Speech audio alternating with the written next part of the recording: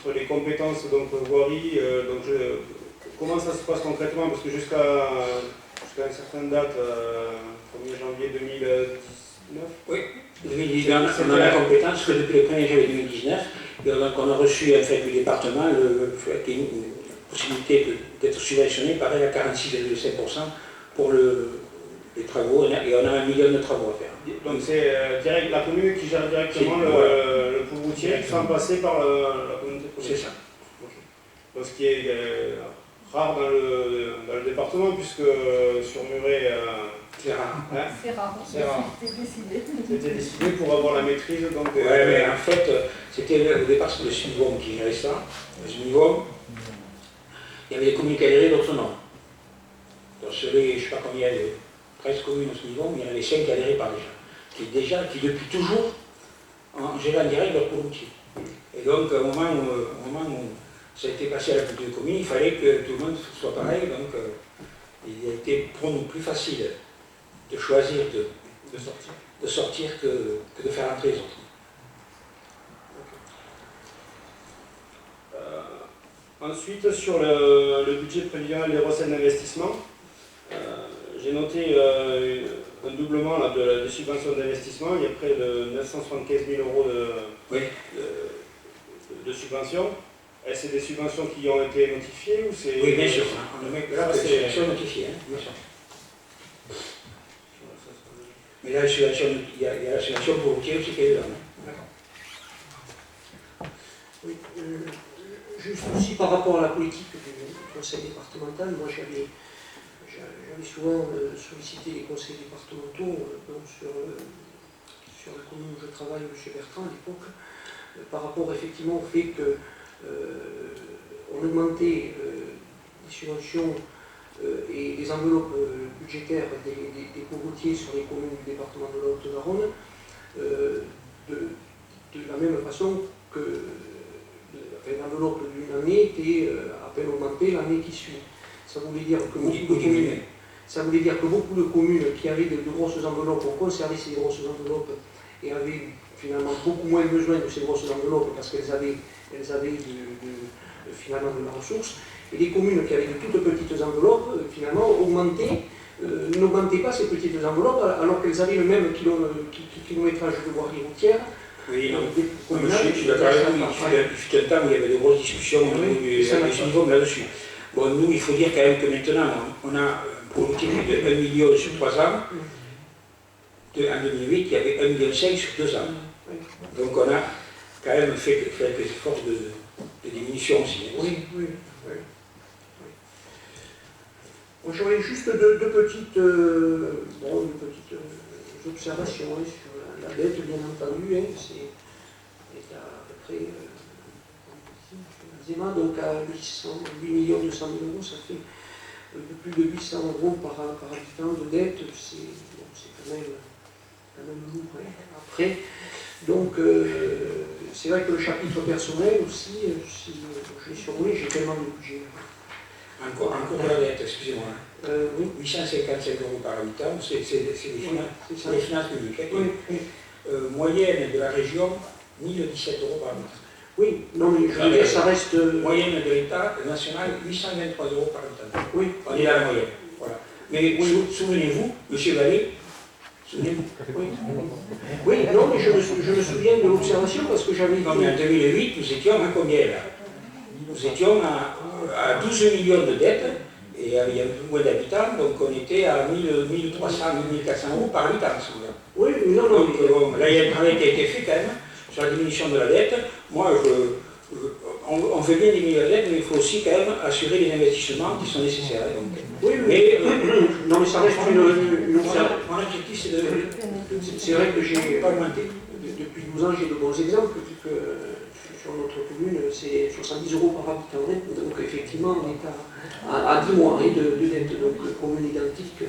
Enfin, bon, c'était juste pour le souligner, et que l'effort, il faut finalement le poursuivre. La deuxième chose, c'est le chapitre personnel.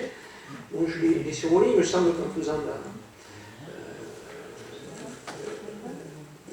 on est à 54% de frais de personnel par rapport aux recettes réelles de fonctionnement. C'est vrai. Et là, ça reste quand même, ça reste quand même important là, voire bon, on est un peu limite.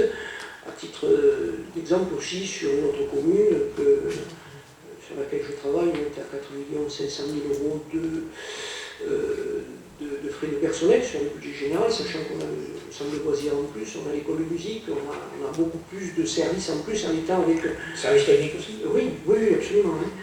Donc là, voilà, je souligne un peu l'effort que la commune doit mettre en œuvre pour essayer de contrôler, voire de diminuer ce chapitre qui reste important, d'autant que les charges transférées, comme disait avec Patrice, au plus on transfère de charges sur l'intercommunalité, au plus normalement, c'était la loi Chevènement de l'époque, dans l'esprit de... Il n'y a pas beaucoup d'employés qui ont été transférés. Voilà, c'est ça, c'est aussi c'est plutôt les associations qui géraient que les salariés.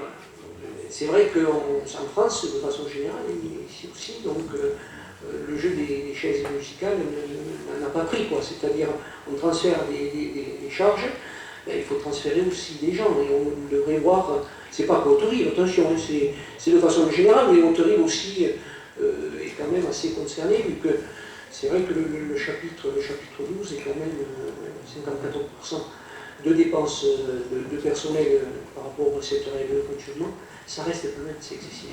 Voilà. C'était les deux points que je souhaitais... J'accepte cette deuxième remarque, c'est vrai que je considère que c'est aussi important, mais je vous assure qu'on fait tous les efforts possibles et que nos employés méritent bien leur salaire. Et souvent, ils mériteraient même davantage, mais on ne peut pas leur en donner plus. Patricia. À ce propos, j'ai oublié de vous poser une question. Pardon? Ah, pardon. Non, il est terminé, c'est bon. Ça y est. J'ai oublié de poser. Je ne peux pas crier, excusez-moi. Je vais essayer de poser. J'ai pensé aussi en termes de personnel. Est-ce que vous faites vraiment marcher la gestion, la GPEC, tout simplement pour... Est-ce que vous utilisez au maximum la gestion? Ah, mais Si. ça maintenant, excusez-moi, il s'était éteint. Alors, au niveau du personnel, donc pour la gestion du personnel, est-ce que vous utilisez justement la GPEC qui peut permettre des passerelles, c'est-à-dire qui peut vous permettre, si vous voulez, au lieu de systématiquement recruter, peut-être là où il y a trop de personnel, de faire des formations et de déplacer ces personnes vers d'autres postes. C'est... Bon, Oui, ça se fait dans le privé. Bon, maintenant, moi, c'est l'expérience du privé, mais est-ce que vous l'utilisez ou pas Sûrement pas ce que ces initiales-là que je n'ai pas compris. Gestion prévisionnelle de l'emploi et des compétences, pardon, GPEC. Ça a peut-être changé de nom maintenant. Mais Je ne fais plus de syndicalisme. On peut peut-être répondre. Juste pour vous préciser, hein, Madame Cavalieri, donc depuis 2 ans, en fait, ce que nous avons instauré, c'est que systématiquement, quand il y a un poste, il est mis en candidature interne.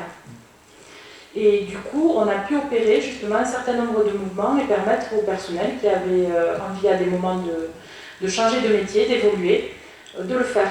Donc, quand vous parlez de gestion prévisionnelle des effectifs et des compétences, il y a aussi toute la partie derrière de formation.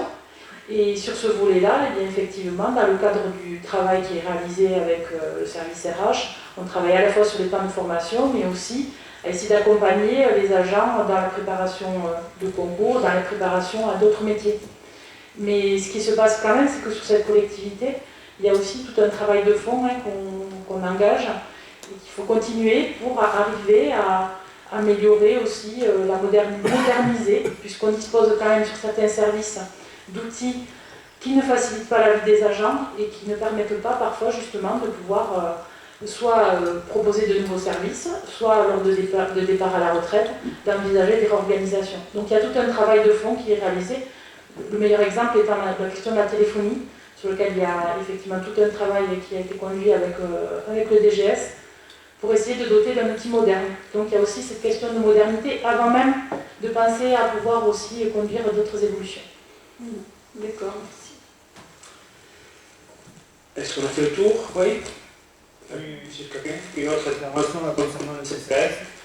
Vous avez dit tout à l'heure, répondu qu'il y aurait une personne en plus au CCAS, c'est ça que j'ai compris? Non, non, non, non.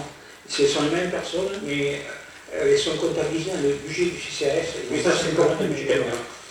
Comme il y a 50 000 euros de différence, vous avez dit d'augmenter de 30 000 euros, il y a encore un départ. Et voilà, parce que l'année dernière, ils n'y étaient pas sur toute l'année de 2019. Ça a été mis en marche qu'au 1er mars. D'accord. Donc on restera sur un fonctionnement du TCF. Pour l'instant, on reste fonctionnement avec 2 employés. D'accord, ok, merci. Mais ce n'est pas sûr qu'on reste là. Peut-être qu'il y aura un demi-poste en plus, on verra en fonction du travail. Et comme vous serez au conseil d'administration du CCRS, pour en rediscuter à ce moment-là. Très bien, merci. On a fait le tour. On passe au vote alors de ce DOB, bon, qui est pour, qui s'abstient, 2 abstentions, 4 abstentions. Merci. Non. Ah.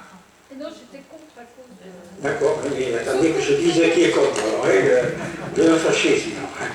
Non. Donc 2, non, je plaisante. Je plaisante. 2 abstentions, 2 contre. Voilà. Bon, on a déjà pas mal travaillé le budget avec le DOB, donc on va pouvoir peut-être aller assez vite. Simplement, vous avez sur la table aujourd'hui le 12,59, elle est imprimée, donc l'état de notification des taux d'imposition de l'État. Donc on voit que en taxe d'habitation, la base a légèrement augmenté de 200 000 euros et de 300 000 euros en taxe foncière. Ce qu'on va vous proposer, donc, c'est de... Ça grésille. Voilà. Quelques secondes. Est-ce que tout le monde a éteint son... Il ne parle pas, moi. Donc, ce qu'on va vous proposer, donc on a dit tout à l'heure dans le débat d'orientation budgétaire, ce qu'on va vous proposer, donc, c'est de garder les mêmes taux d'imposition.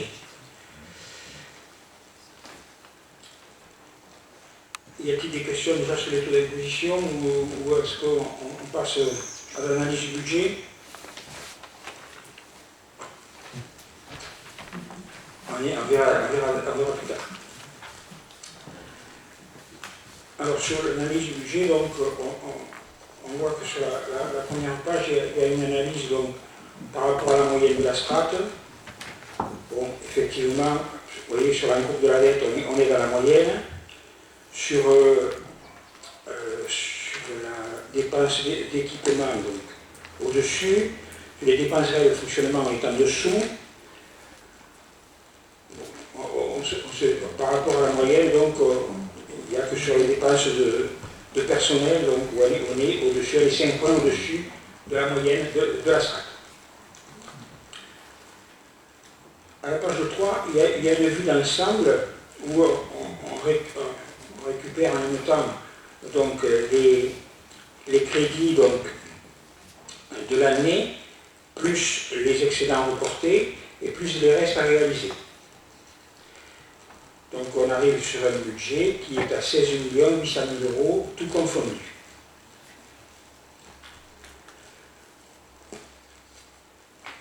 Sur la comparaison que je souhaitais faire, c'est entre le budget 2019 et le budget 2020.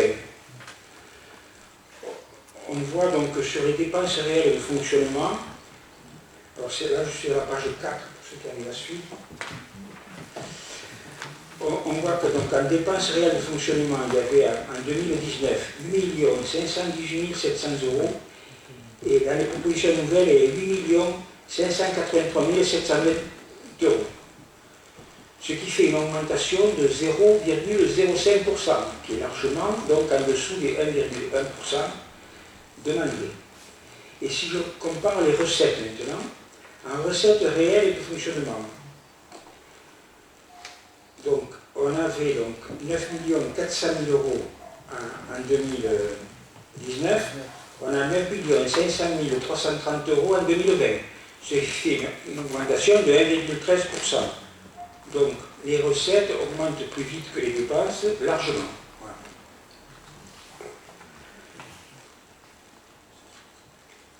Sur maintenant les dépenses réelles, donc sur les dépenses réelles d'équipement, les dépenses prévues d'équipement, on voit donc que c'est comparable donc, à l'année précédente.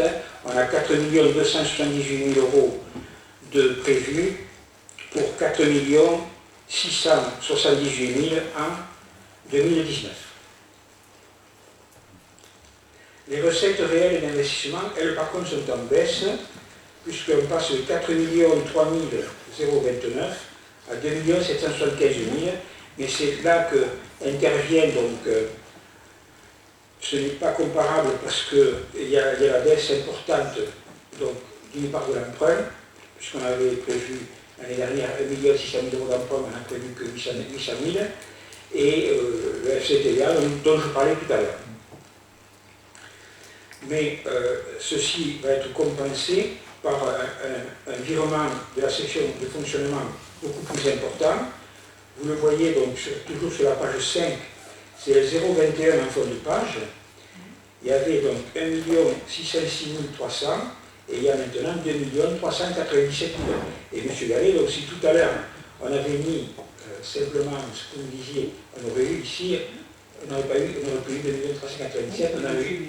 Donc ça revient au même pour l'emprunt. Je suis désolé.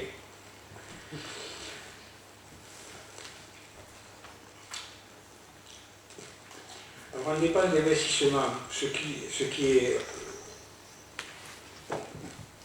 en fait, si on regarde les dépenses d'investissement, alors là je ne sais pas quelle page je suis.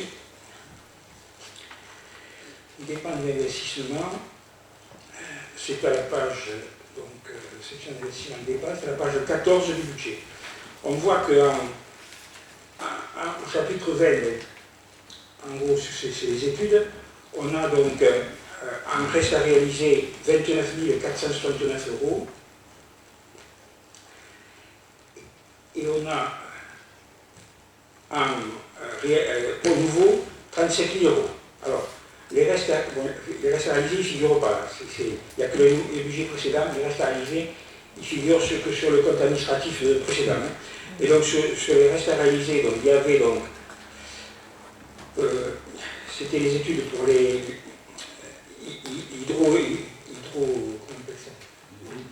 hydrauliques du chemin de la Fajole et tout ça, où il y avait des points d'inondation, et il y avait le logiciel des RH aussi dedans. À nouveau, donc, on propose donc, à 37 000 € en particulier, c'est l'aménagement et le plan de circulation. Sur le chapitre 21, on avait donc un reste à réaliser 225 672 €. Voilà, c'était pas mal de choses. Il y avait la chapelle, il y avait le tennis, il y avait la cloche, il y avait la signalisation à remise des marques, il y avait la sirène, il y avait la vidéoprotection, et il y avait la chaudière, la bibliothèque pour tous. Tout ça, ça faisait à peu près 225 000 €. On peut en plus 1 612 799 € qui figure là sur la colonne proposition nouvelle. Alors là-dedans, qu'est-ce qu'il y a? En particulier, sur les terrains, vous voyez 860 000 €. Alors là, il y a déjà 60 000 €, c'est l'échange pour le terrain du terrain catalan pour qu'on s'approprie enfin le terrain de foot, parce qu'on était propriétaire jusqu'à maintenant que de la moitié du terrain. Ensuite, il y a une toilette prévue sur l'esplanade de la Madeleine pour 100 000 €. Il y a des toitures à refaire, le Resto du Cœur et l'abri de nuit, pour 35 000 €. Il y a un balisage pour 30 000 €. Des outils divers, 41 000 €. Des véhicules divers, pour 154 000 €. Des ordinateurs pour 38 000 €. Du mobilier pour 32 000 € et du matériel de cantine pour 40 000 €. Sur le chapitre, donc, maintenant 23, les immobilisations en cours. Alors, il y avait donc pas mal de choses. Il y avait 278 000 € qui étaient en reste à réaliser. Alors, il y avait du tennis, il y avait du coworking et il y avait du pôle routier. sur le nouveau budget, donc, on propose 2 93 627 euros. Il y a 530 000 euros pour l'hôtel de ville, 150 000 euros pour l'église, 206 500 euros pour la gendarmerie, l'ancienne gendarmerie. Pour l'agenda d'accessibilité programmé, il y a 150 000 euros. Pour l'itinéraire cyclable, 23 000 euros. Sur la voirie, donc, 421 000 euros, voirie et urbain. Et pour le routier, 390 000. 360 000 pour les trottoirs et encore 102 000 en utilisant les amendes de police. Plus 40 000 pour la passerelle, donc les premières études. Voilà donc pour les dépenses d'investissement. Y a-t-il des questions? J'ai répondu déjà pour le CCAS.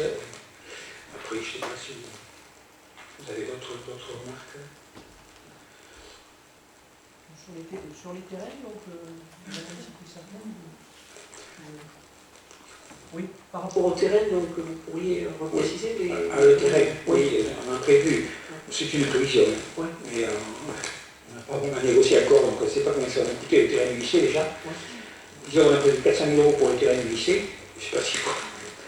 400 000 euros aussi pour un terrain pour l'arrêt d'accueil des gens de voyage et 60 000 euros pour l'échange du terrain au lieu du Catala pour le terrain de foot.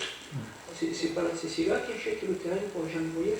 Non, alors là c'est un engagement que j'avais pris il y a quelque temps avec eux, effectivement, puisque c'est Haute-Rive devrait être déjà depuis longtemps à la possession d'une aire d'accueil des gens du voyage, donc disons qu'on va partager les choses, on achètera le terrain et la CCDA construira le lien.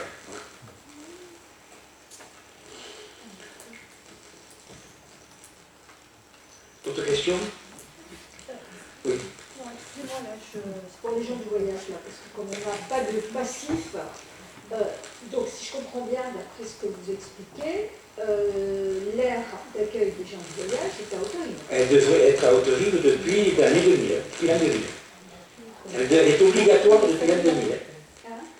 On a réussi à tout à travers, mais bon, pour le moment...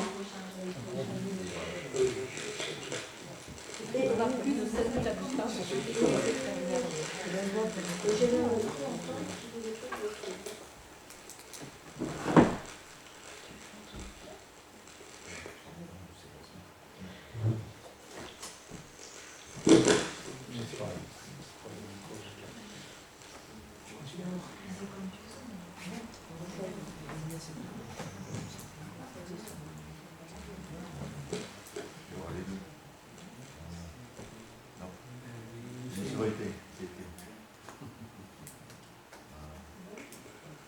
Oui, est-ce que vous savez dire?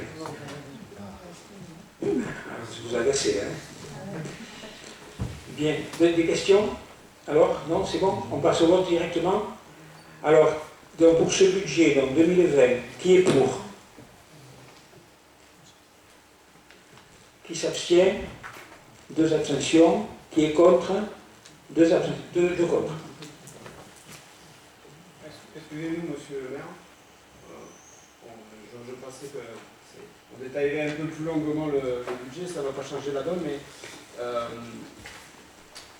concernant la liste des organes, page 47 de la maquette, liste des organismes de regroupement auxquels adhère la commune.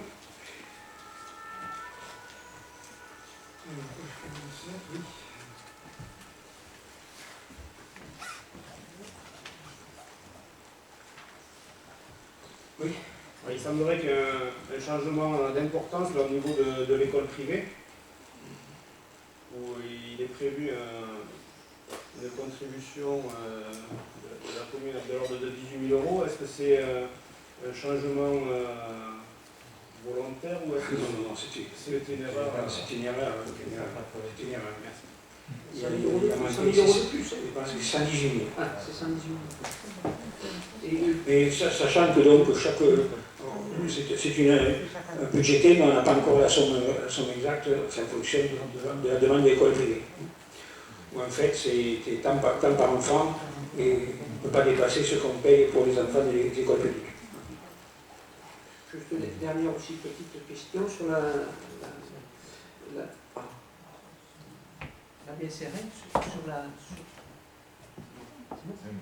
La DSR, oui. Oui, la DSR, donc prévision pour mémoire budget précédent, 270 000. Proposition nouvelle, page 12, 200 000. C'est la dotation de solidarité. Ah non, DSC, la solidarité communautaire. Oui, la communautaire. Donc de 270, bien entendu, c'est pour mémoire budget précédent, donc en prévisionnel. C'était la somme, oui, c'était. Vous l'avez expliqué hier, son monsieur Gallet. Oui, mais Je l'explique. il n'y avait pas tous les élus. En fait, donc,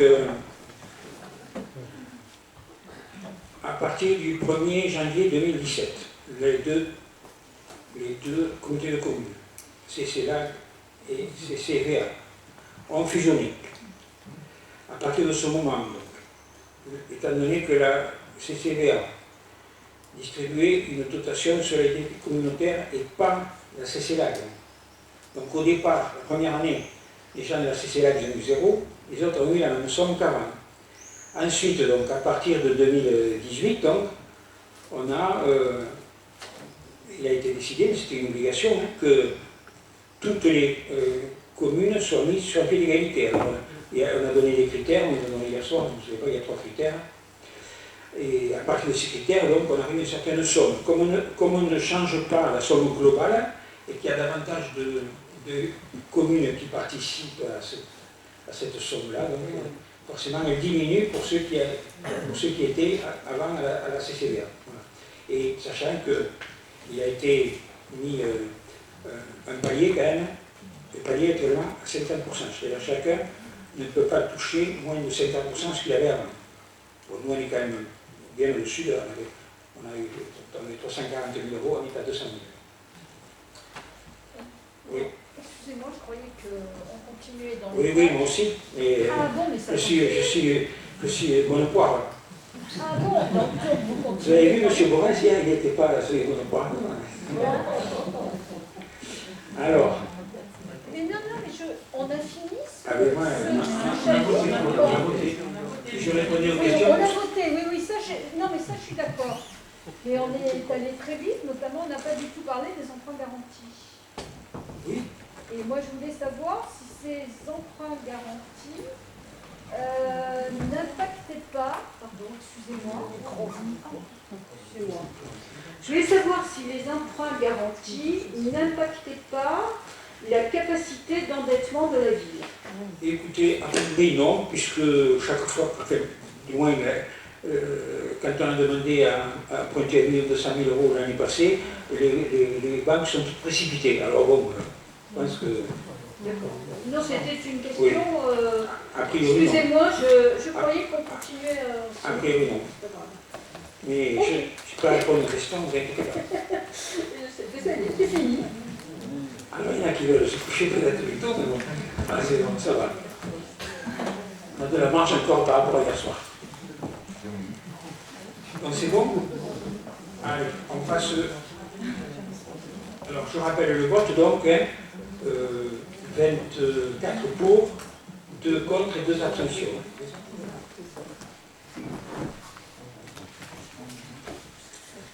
Alors, fixation des... C'est ça, les durées d'amortissement. Alors, les durées d'amortissement, donc, c'est la trésorerie qui nous a demandé donc, de rappeler tout ça. Donc, on a suivi les indications de la trésorerie et sur les amortissements des biens. En gros, c'est ce qu'on met de côté tous les ans pour pouvoir remplacer l'investissement qu'on avait fait. Sachant que l'hôtel de ville va être amorti sur 10 ans.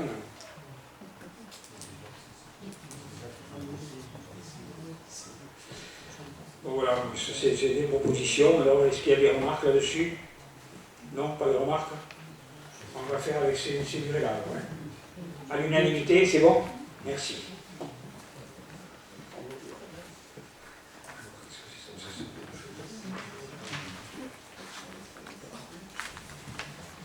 Alors ensuite, il faut voter à part donc, les subventions aux associations, sachant qu'on a prévu donc, dans le budget 400 000 euros donc, pour ces subventions aux associations, et que, vous voyez, comme chaque année, il en reste donc une partie.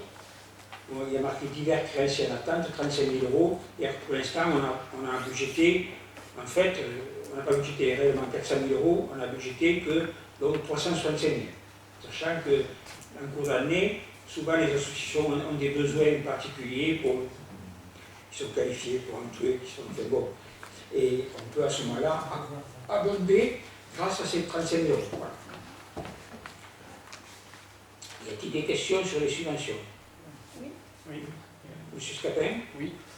Il y a une question concernant le contexte un peu de cette année, où les choses changent pour certains, et notamment pour certaines associations. Est-ce que la fête que nous connaissons depuis des années et des années sera maintenue? Et si elle ne l'est pas, est-ce que la subvention du comité des fêtes ne marche pas? Alors, si, en fait, donc on est en discussion, mais je peux vous dire, la réalité c'est que la fête ne sera pas maintenue et le feu d'artifice ne sera pas tiré. Et voilà. Donc effectivement, la subvention du comité des fêtes sera bien inférieure à celle qui est proposée là. Ça c'est quelque chose qui a été travaillé avant le 15 mars, et donc on n'a pas réactualisé. Donc la solution du comité des fêtes dépendra de ces dépenses réelles, il n'y aura pas les orchestres et tout ça. Oui. Alors moi, voilà. Est-ce que vous m'entendez? Oui, ça marche. Bon, alors moi, je voudrais savoir... Non, je n'entends pas. Non, on n'entend pas. Non, là, il faut que ce soit rouge, hein, c'est allumé quand c'est rouge. Là, c'est bon. Voilà. Et plus voilà. C'est bon. Plus près. Allez, on avance. Donc, au sujet de l'association Calandretta del Pays Sud-Toulousain, où est située cette association? À Sainte-Gabelle, Et pourquoi? parce qu'il y a des enfants d'autres rives qui sont scolarisés à cette Ils sont école. scolarisés à cette école. D'accord, ok. Alors, l'autre question que j'avais... alors, je présume que, par exemple, pour le foyer, puisqu'avec le Covid, il a fermé lui aussi, est-ce que la subvention sera revue ou pas? Non, la subvention ne sera pas revue pour le foyer. Par contre, ce qu'a proposé le foyer, c'est... tu m'as parlé, Marie? Oui. Ce qu'a proposé le foyer, c'est de faire un reversement au CCRS, justement, faire un don au CCRS du surplus, donc, de ceux qui... D'accord. Ok. Donc, c'est... Peut-être on peut juste dire que... Le micro. Pardon. Le micro, voilà, pour ceux avec le même son. Il faut d'abord l'animer là. Ah, je ne savais pas que j'allais là. Non. Là. Voilà. On peut juste dire qu'en tous les cas, pendant le confinement, on a maintenu le salaire. Oui, mais ça n'a pas été maintenu, je crois que vous avez Oui, on a une compensation, voilà. Mais ce qui explique que ça ne va pas au-delà de ça. Mais effectivement, on a renoncé à une partie de la subvention. Très bien. D'autres remarques? Oui, j'avais deux autres remarques. Alors, j'ai vu que, par exemple, l'association Office municipal des sports ne recevait aucune subvention.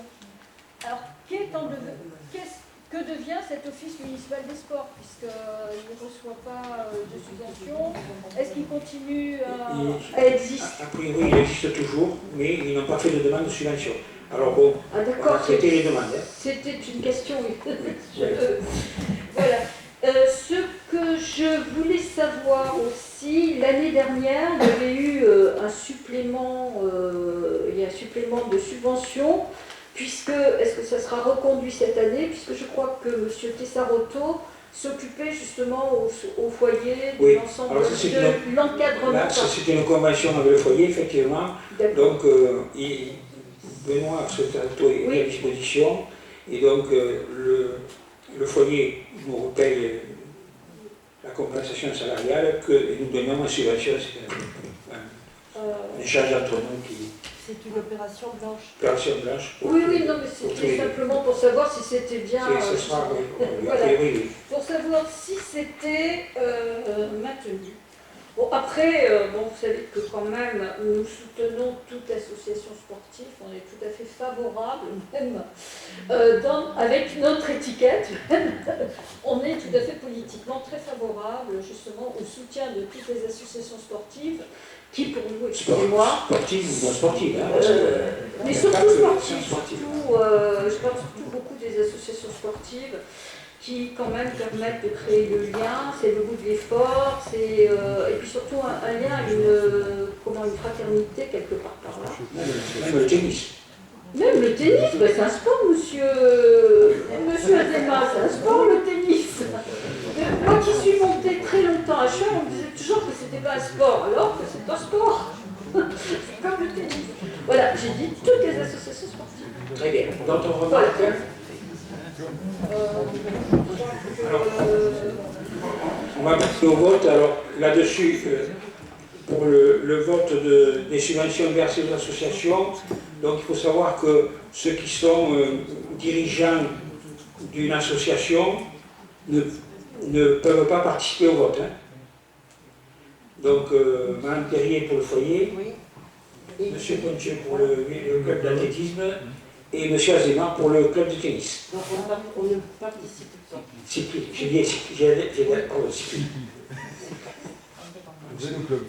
Ça ne gêne pas de quoi. Alors, donc, ne participez pas, donc Mme Terrier, M. Pontieux, M. Azema, donc il en reste 25. Alors, qui est pour ces subventions aux associations, non? Favorable, mais sauf pour bien entendu l'association du comité des fêtes. Ah oui, oui, mais ça c'est entendu, hein, pas de souci. Tout à fait. Donc tout le monde est pour, unanimité, merci.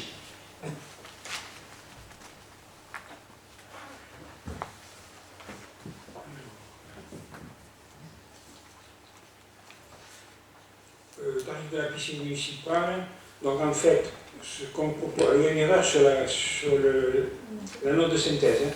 En fait, on n'est pas en mesure d'ouvrir le 4 juillet, du fait des travaux à faire, de préparation, et on n'ouvre que le 11 juillet en fait. Hein. Donc c'est le week-end d'ouverture, c'est le week-end du 11 et 12 juillet. Et donc ce week-end-là, on fait un tarif à 1 € pour tout le monde, le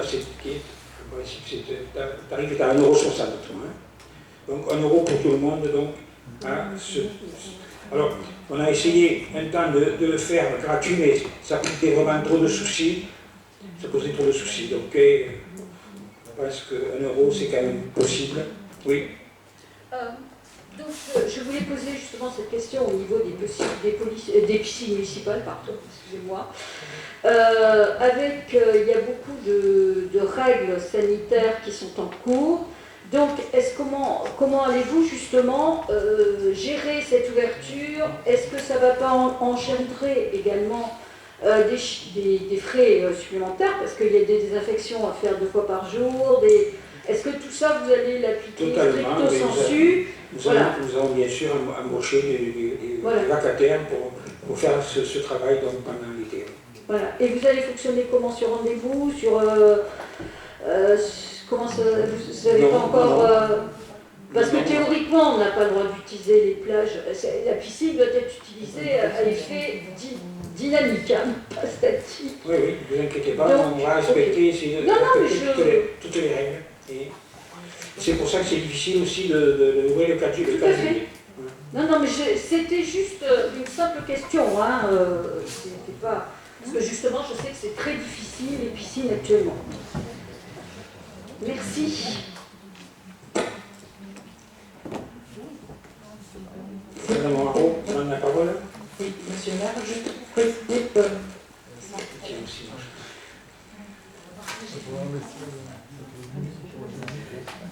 Juste pour préciser par rapport à la piscine, c'est vrai qu'on est dans un contexte particulier qui fait que cet été, très probablement, une grande partie des autorivains ne pourront pas forcément partir en vacances. Hein, et donc c'est vrai que malgré les contraintes sanitaires, ça semblait intéressant aussi de pouvoir conserver des activités sur Autorive pour peu qu'il y ait la chaleur qui s'en mêle.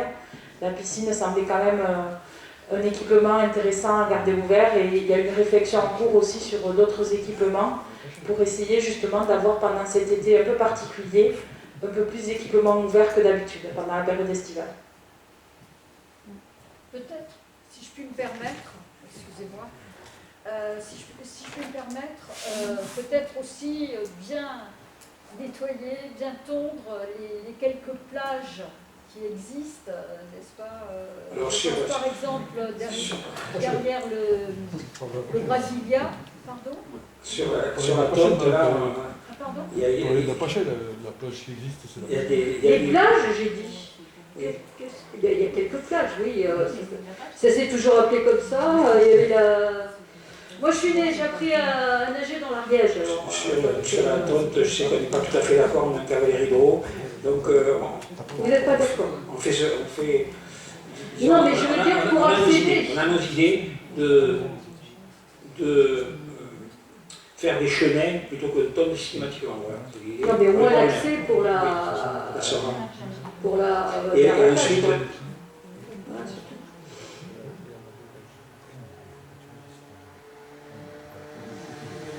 alors, et on va aussi procéder à des nouveautés. Nous allons faire de l'éco-pâturage avec des moutons donc, qui vont venir paître au bord de l'Ariège. C'est très bien, c'était une de nos idées. C'est fantastique. Vous rejoignez les idées du Rassemblement national.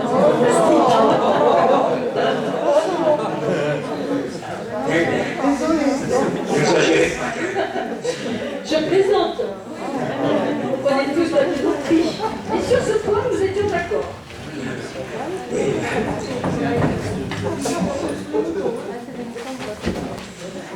Monsieur Gaï.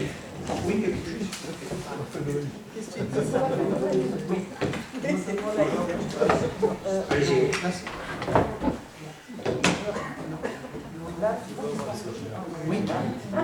C'est rouge. Les signaux, oui. Oui, il faut éteindre. Il faut que... C'est bon. Petit appui, là, c'est bon. Ça marche là? Oui, je sais pas. Non. Bloqué, t'as pas bloqué.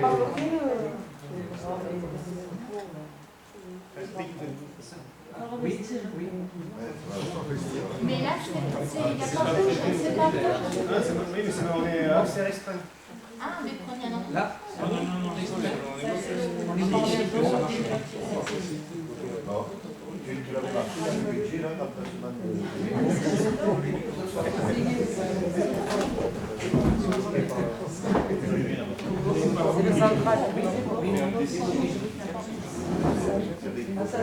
Là, oui, ah, c'est bon. Oui, juste par rapport à la piscine municipale, y a-t-il un problème technique de la piscine? Parce que moi j'ai eu l'arrêté préfectoral d'autorisation d'ouverture que j'ai demandé il y a 3 semaines. Je l'ai eu récemment, mais en fait j'avais pris un arrêté d'ouverture il y a 15 jours et nous ouvrons la piscine ce week-end et les leçons de natation ont déjà commencé depuis 8 jours. Donc est-ce que c'est un problème technique qu'il y a eu pour qu'elle ouvre ou autre chose? Alors, disons qu'on peut dire globalement que vu comment ça se passait, on pensait ne pas l'ouvrir, et donc quand on s'est décidé, il nous a fallu un peu de temps. D'accord, parce si ça peut aider, on procède par toutes les 2 heures, on fera rentrer 90 personnes, vu que c'est une personne tous les 4 mètres carrés. Donc c'est 90 personnes. Sachant que les 4 mètres carrés sont plus beaux, plus grands maintenant. Ça nous a été validé par le préfet, et 4 mètres carrés avec les 90 personnes. Et on les fait rentrer toutes les 2 heures sur 4 cycles. Ça va peut-être être une idée aussi que. Oui, non, mais notre organisation, ça respectera les normes de préconisation. Donc, juste pour dire que pour toute reprise de l'activité, c'est bon? Approche-toi. Pour toute reprise d'activité, ne serait-ce sportive ou culturelle, notamment la piscine, eh bien, on le soumet au plan de protocole de reprise d'activité, qui est visé par nos services.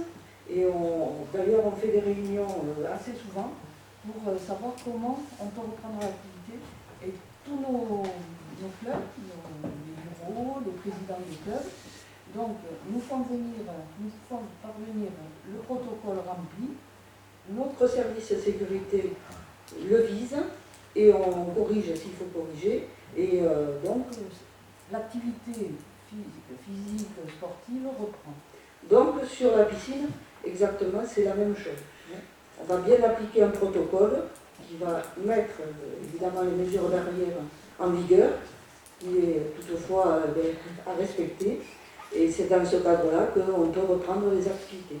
On est très prudent sur toutes les reprises d'activité. Il faut aujourd'hui dire que c'est toujours là, hein, le virus est toujours là. Peut-être moins aujourd'hui, il faut s'en féliciter. C'est des efforts de tous. Et puis bien, moi je voudrais, puisque j'ai l'occasion de le dire et d'avoir le micro, mais je voudrais remercier tous les services quand même qui ont travaillé d'arrache-pied pour que la collectivité puisse être prudente et protégée de ce virus. Et c'est collectivement qu'on est arrivé. Hein. Donc moi je remercie les agents qui nous ont bien aidés, et puis tous les autres riverains quand même qui ont fait des efforts énormes. Et voilà. Voilà. Merci Daniel. On peut passer au vote, 1 euro alors, tout le monde est d'accord pour la piscine à 1 euro le premier week-end? Merci, à l'unanimité. Alors, une modification du tableau des effectifs, donc, en fait, c'est la création d'un poste d'adjoint administratif à temps complet pour un agent qui était un contrat à durée déterminée, donc, et qui donne entière satisfaction.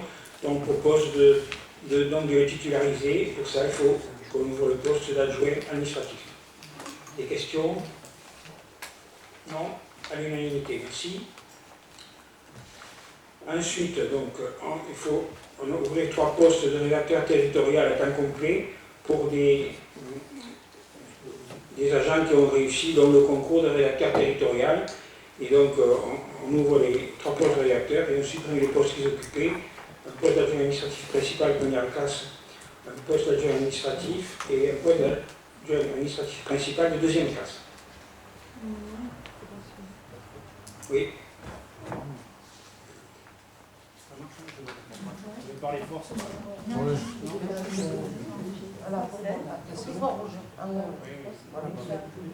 Je pense qu'on est bloqué ici. Non, ça marche. Ça marche, on m'entend bien.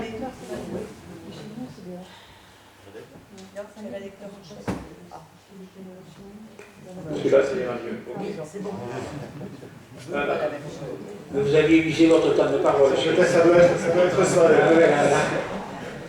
Et comme hier soir j'étais chez moi et au conseil communautaire, je suis un peu plus frais que certains.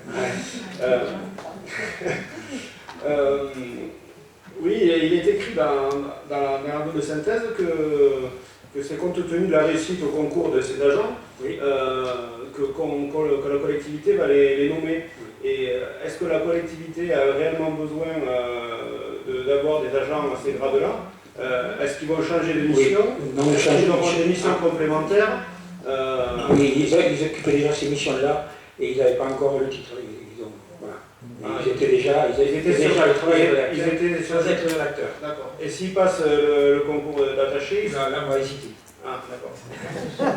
Oui, je rebondis un peu là-dessus. Effectivement, la note de synthèse, il faut être un peu prudent quand on les rédige, parce que quand on voit marqué compte tenu de la réussite au concours et qu'on sait que dans l'administration d'État territoriale, toutes les administrations françaises. Oui, donc il n'est pas nécessaire. Nous proposons de procéder à la création de 3 postes, si vous préférez.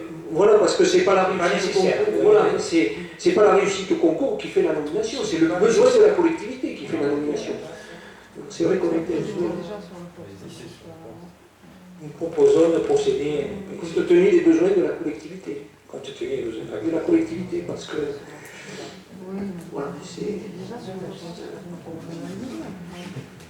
Alors, avec ces modifications, on est pour. Merci.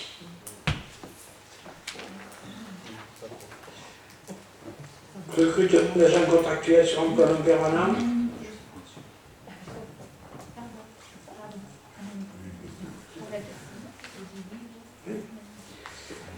recrutement des gens contractuels sur un emploi non permanent pour faire face aux besoins liés à un accroissement saisonnier d'activité.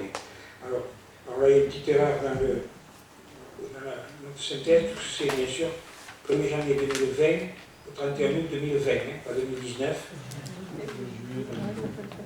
Donc c'est un poste d'éducateur des activités physiques et sportives au 8e échelon pour une durée hebdomadaire à temps complet de 35 heures pour assurer la surveillance de la piscine. C'est le surveillant de piscine habituel qui vient tous les ans rendre ce service.